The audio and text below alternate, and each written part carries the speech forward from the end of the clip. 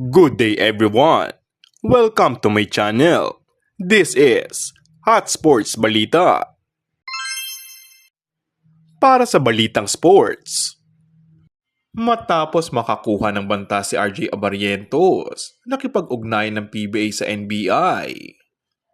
Nilapitan na ng Philippine Basketball Association o PBA ang National Bureau of Investigation para tingnan ang mga banta sa buhay ni RJ Abarrientos.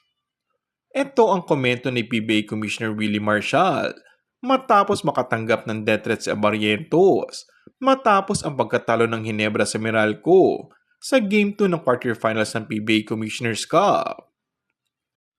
Kasunod ng hindi nakuhang game tying ng 4-pointer na naglagay sa Ginebra at Meralco sa do or die Game 3 na sitwasyon, binantaan si Abarrientos.